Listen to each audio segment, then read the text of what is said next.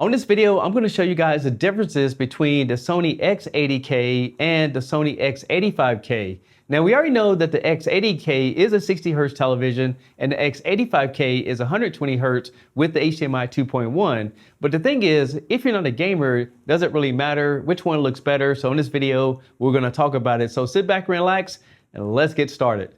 Now, looking at these TVs from the back side or the front side, you would not be able to tell the difference if both of them was off. But I will tell you that the X85K does have 4 HDMI inputs and 2 of them are for HDMI 2.1 for gaming consoles. And when you look at the back of the X80K, it also has 4 HDMI inputs, but all 4 of them are 60 Hz.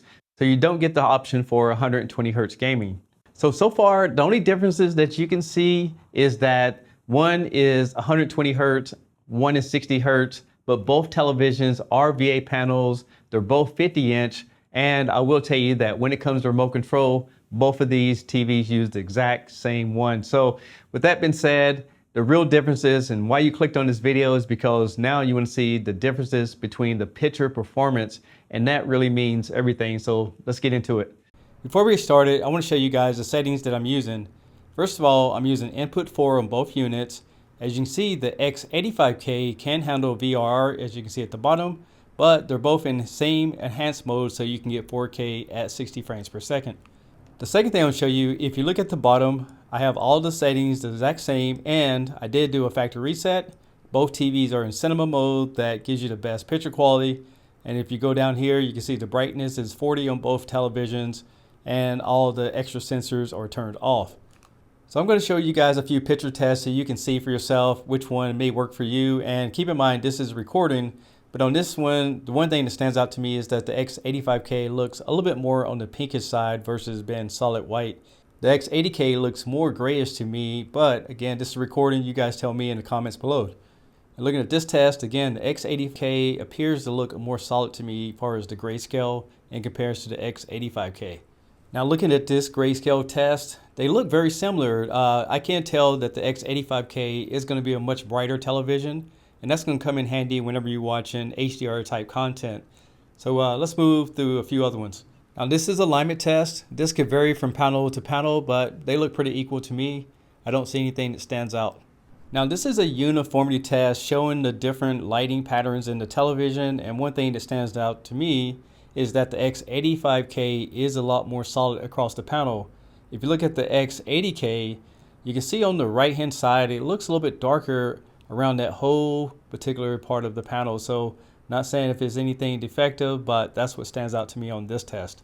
So here we have a motion test on both televisions, and overall both TV looks almost identical to me. I can't really tell a big difference. On the bottom you can see some motion blur, but again, these are factory settings, so I haven't went in there and adjusted anything to make sure that one television doesn't outperform the other one. And I'll just toggle through a few of these other color tests that I never show you guys, but overall the colors look almost identical. Look at this. And this is a test showing artifacts. So 8-bit doesn't have as many colors in it, so it's not going to be as clear as a 10-bit panel. So as you can see these swirls happening, to me, both televisions look almost identical, and mainly because they have the same processor. And really the big difference between these two TVs is that one has 120 Hz. But right now, I'm not seeing a big difference if you spent more money. Now, this is where you start seeing the difference in that brightness. Take a look at the bright lights in the background. You can see that the X85K really defeats the X80K when it comes to that brightness. And now let's try some blooming. So both TVs are doing a similar job in blooming, so I don't think you're going to see much difference in that as well. So that's going to be whenever you're watching some type of movie and it has a lot of logos that pop up on the screen. Usually you might see a halo effect around the images, but right here, I don't really see it stand out on either television.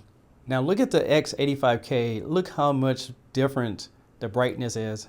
At this point, you know it's going to do a better job in performing. Another thing I can see on the X80K at this one is that I can see a lot more of those artifacts in the background that I don't see on the X85K. Now this is where the brightness can have a disadvantage, because now if you look at the X85K, the background is really taking over, being a little bit too bright. So that's something that you can constantly adjust and make sure that it looks the best as possible. But again, this is where the X80K, not been so bright, is gonna give you a better result at the factory settings. So I know that was a lot of information, but I want to show you guys these different tests so you can see which panel performs under the exact same conditions. And in my opinion, so far, I think the X85K is the winner. The fact you get 120 Hertz, you got VRR capabilities, it's much brighter, especially for HDR content. I think it's a winner. And just so you guys know, I did film that like 2 months ago, but I'm finally getting everything caught up in the studio here. And you probably noticed that the image quality looks a lot better. Is because I added some new parts to my camera. But with that being said, I still want to use this old footage. So let's do some gaming real quick.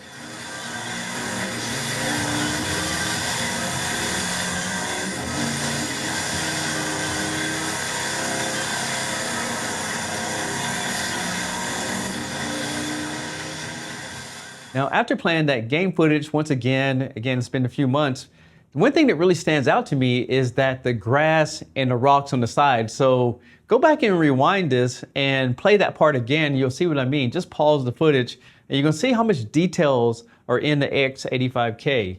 Now, a few other things I want to mention is that both TVs do have Google 11, which is a pretty good operating system. I also went into the About section of the television to see what type of firmware was in the TVs to see if it matched or was it different. And both TVs have the exact series of firmware, which is kind of interesting because they're two different models of televisions. In addition to that, they have the same amount of memory. So if you plan on downloading a lot of applications, eventually the TV will get full when it comes to that. In my opinion, I think both TVs work well and 60 Hertz work great for most people. If you want a better HDR experience and you're a gamer with newer consoles, the X85K is the sure thing. Now, I want to let you guys know that I started a second channel and I'm actually going through all the TVs that I have and I'm making mini tutorials on it. I'll leave a link down below if you guys want to check it out. And as I get through those videos, I'll start selling off these TVs and bringing in new products. So I know you guys have been asking me to bring in the Hisense A6H and a few other models, but I have too many TVs right now. So I'll be moving some of these out so I can bring new stuff in. With that being said, I want to leave you guys with a little bit of bonus footage so you can see again which TV is going to work best for you. They're still in the cinema mode, and I want to say thank you for watching. I'm Tech Steve. I'll catch you guys on the next one. Peace!